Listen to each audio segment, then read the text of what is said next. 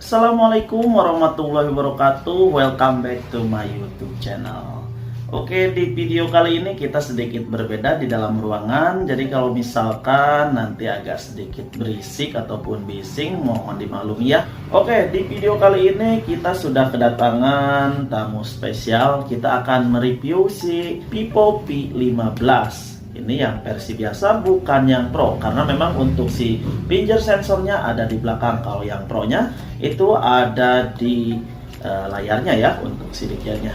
Oke, kita akan mereview si Vivo V15 ini gimana kondisinya dan juga apakah masih worth it digunakan di tahun 2021 ini. Tapi sebelum saya melanjutkan untuk review si Vivo V15-nya, saya akan sedikit memperbaiki si HP ini karena memang si HP ini kondisinya ini dia ya, perlu perbaikan ya. Ini LCD-nya pecah dan ini kondisi si LCD yang bawaannya ya, yang sudah banyak retaknya di sini udah bolong juga, ininya juga udah pada ngelupas ya. Oke, dan tenang aja, kita sudah beli juga untuk si LCD-nya. Ini saya beli di Tokopedia dan nama tokonya saya beli di King Spare Part ya, di Cempaka Putih untuk lokasinya. Oke, sekalian juga untuk pembuktian unboxing si paketannya apakah berfungsi dengan baik. Kalau misalkan terjadi sesuatu, si LCD-nya bisa kita kembalikan. Mungkin untuk penggantian LCD-nya saya akan skip ya untuk dipercepat saja, karena kita akan fokusnya untuk membahas si review si Vivo V15 ini di tahun 2021. Oke, pokoknya jangan lama-lama. Buat yang penasaran jangan skip videonya, tonton videonya sampai selesai.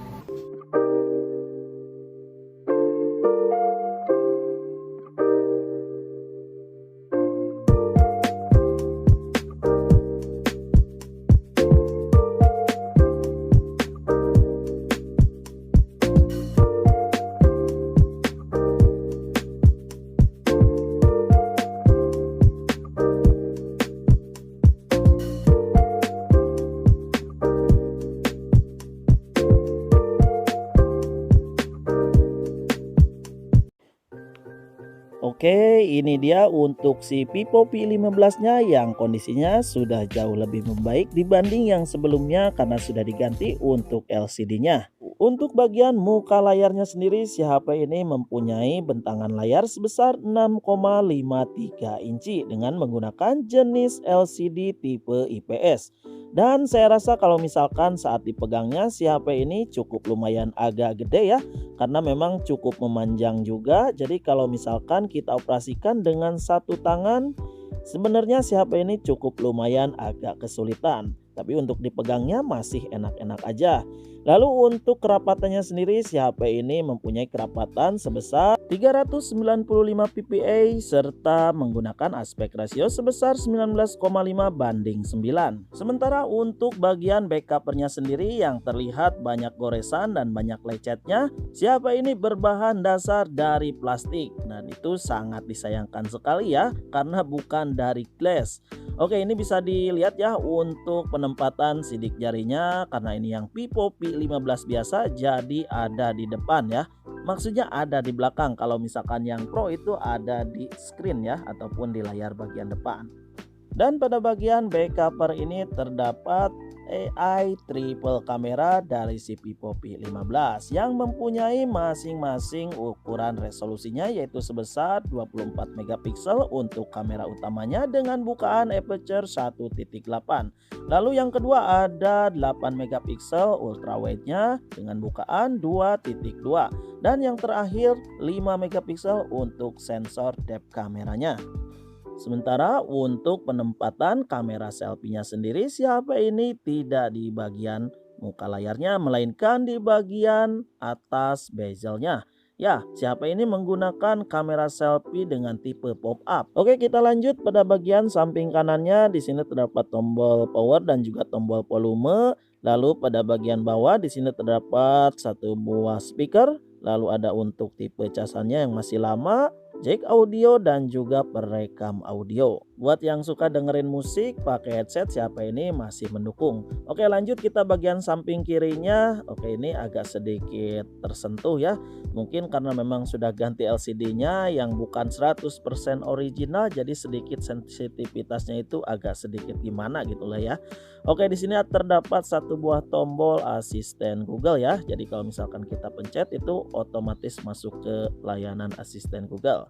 Dan di sini terdapat untuk penyimpanan SIM tray, kita akan coba buka, dan untuk penyimpanannya itu ada 3 ya, SIM 1, SIM 2, dan juga untuk micro SD. Karena siapa ini tidak mempunyai kamera selfie pada bagian layarnya, di bagian atas layarnya hanya terdapat untuk sensor, infrared, dan juga untuk speaker nelpon ataupun earpiece.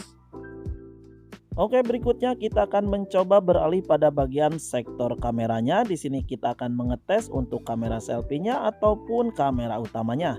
Dan di sini saya agak sedikit gimana gitu ya, bukan aneh sih ya, tapi agak kurang enak aja kedengerannya kalau misalkan kita masuk ke kamera selfie itu ada suaranya gitu ya. Jadi nggak silent kayak gitu. Jadi pas saat si kamera pop up-nya naik itu ada si suaranya, dan itu menurut saya agak sedikit kurang enak aja gitu kedengarannya.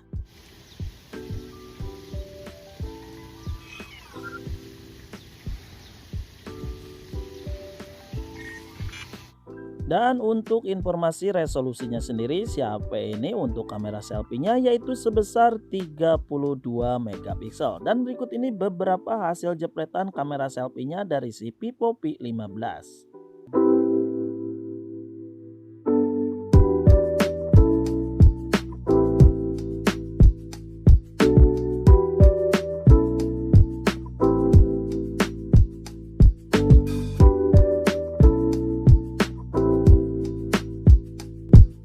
Sementara untuk hasil jepretan dari kamera belakangnya sendiri dari si Vivo V15 ini yang sebetulnya saya kurang sedikit puas ya, karena memang untuk penutup kamera belakangnya siapa ini sudah banyak goresan dan sudah banyak debunya. Dan hasilnya pun benar saja nggak memuaskan. Berikut adalah hasil dari kamera utamanya.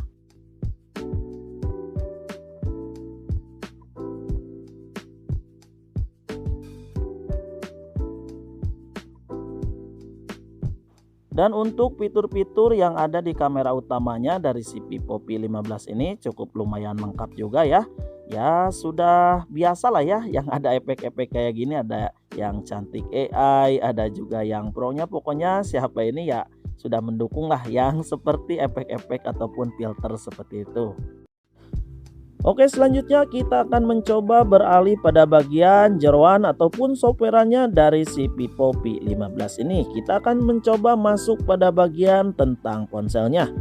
Oke, untuk di tentang ponselnya sendiri, untuk PanTouch OS-nya sendiri siapa ini menggunakan PanTouch OS 10. Versi Android-nya menggunakan sistem Android 10 juga. Untuk prosesornya 2,1 GHz. Untuk RAM-nya sendiri siapa ini diberikan ataupun ditopang dengan RAM sebesar 6 GB. Wah, cukup lumayan ya. Jadi untuk RAM-nya agak gede nih. Sementara untuk memori internalnya sendiri siapa ini mempunyai dua buah varian. Yang pertama ada 64 GB, lalu ada yang 128 GB.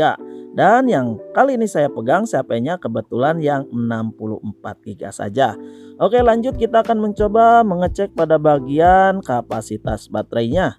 Yang mana siapa ini diberikan kapasitas sebesar 4000 mAh, yang menurut saya itu sudah cukup lumayan bagus ya.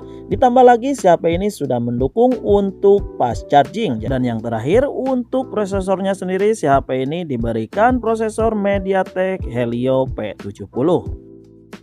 Dan tiba waktunya kita di penghujung acara, yaitu untuk kesimpulannya. Untuk kesimpulannya sendiri saya rasa untuk si Vivo V15 ini saya rasa masih cukup lumayan worth it dibeli di tahun 2021, mengingat untuk dari segi desainnya, build quality-nya, lalu untuk performanya, spesifikasinya, dan yang fitur-fitur yang lainnya pun siapa ini masih cukup lumayan mendukung digunakan di tahun 2021 ini. Dan saya mau menambahkan catatan buat yang mau membeli si Vivo V15 ini sebaiknya memilih yang kondisinya masih cukup lumayan mulus. Jangan seperti yang saya dapatkan ini, terutama pada bagian sektor belakangnya karena si HP ini cukup lumayan riskan kena ya ataupun banyak lecetnya pada bagian penutup kameranya.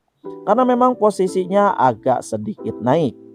Kalau misalkan mempunyai pendapat yang lain boleh ditulis saja di kolom komentar. Oke, mungkin hanya itu saja dulu untuk review singkat dari si Vivo V15 ini. Mudah-mudahan bermanfaat buat teman-teman semua. Jangan lupa like, share, dan komen pastinya. Sampai jumpa di video-video berikutnya.